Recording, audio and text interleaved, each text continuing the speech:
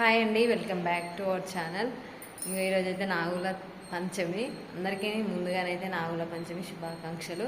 నేనైతే ప్రతి సంవత్సరం పుట్టకైతే పాలు పోస్తాను. ఈ సంవత్సరం కూడా మాకు దగ్గరలో ఉన్న పుట్ట దగ్గరికి అయితే వెళ్ళి పాలైతే పోద్దామని వెళ్తున్నాను నేను. చూడండి, తప్పకుండా వీడియో అయితే చూడండి. పాలు పోసే పుట్టనైతే మా ఇంటికి 1 కిలోమీటర్కి ఎక్కువనే ఉంటుంది. ఇక మా అత్తమ్మను నేనైతే మెల్లగా నడుచుకుంటూనైతే వేయినాము. ఆటోలో కూడా వెళ్ళొచ్చు, కానీ ఇక దగ్గరనే కదా అన్నట్టు మేమైతే నడుచుకుంటూనే వెళ్ళినాము. ఇక మొత్తం పుట్ట చుట్టూ మొత్తం పూలతోటి అలంకరణ చేసిళ్ళు.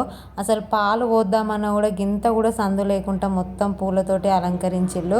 కానీ వెనక వచ్చే వాళ్ళు కూడా పోస్తారు, కానీ కొంచెం ఆలోచిస్తే బాగుండు ఈ ముందు వెళ్ళిన వాళ్ళు. ఎందుకంటే ఎక్కడ పోద్దామన్నా కూడా ఖాళీ లేదు అసలు. మేమైతే ఎక్కడనో వెనక సైడ్ కొంచెం ఇట్లా ప్లేస్ ఉంటే అందులో పుట్టలో అయితే పోసి అయితే వచ్చినాము. కొందరు ఇట్లా చిప్పలెక్క పెట్టిళ్ళు దేవునికి, అందులో అక్కడ కూడా పోస్తున్నారు. కానీ కొంచెం ఇబ్బంది అనిపించింది, ఎందుకంటే పొయ్యనికి ప్లేస్ లేనప్పుడు మనం పోయి ఏం లాభం అనిపించింది. ఆ ముందెళ్ళిన వాళ్ళు మొత్తం మాదే అన్నట్టు మొత్తం పూలతోటి అలంకరణ చేసిళ్ళు. మనం వీడియో తీసేటప్పుడు అందరికీ ఇష్టం ఉండదు కదా అందులో పడాలని. అందుకే నేనైతే కొంచెం కట్ చేసుకుంటానైతే తీసిన. ఎందుకంటే నేను పోసేటప్పుడు మా అత్తమ్మ పోసేటప్పుడు తీసిన, అట్లా వచ్చింది అన్నట్టు వీడియో.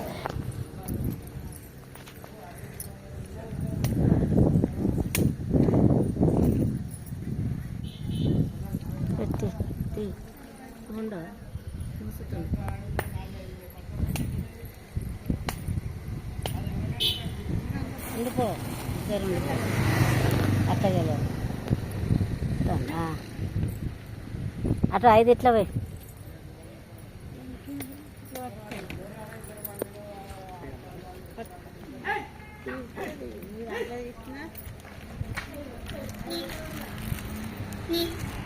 సమ్మక్క మంచిగా ఉండి, సమ్మక్క మంచిగా ఉండి.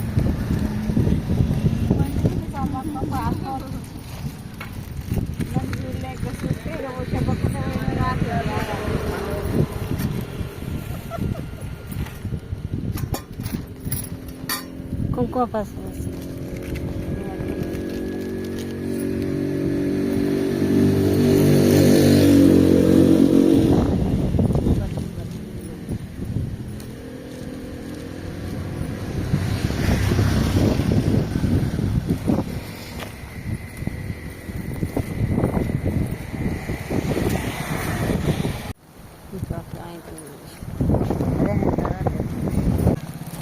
ఇది గిరా ఇట్లా పట్టుకో.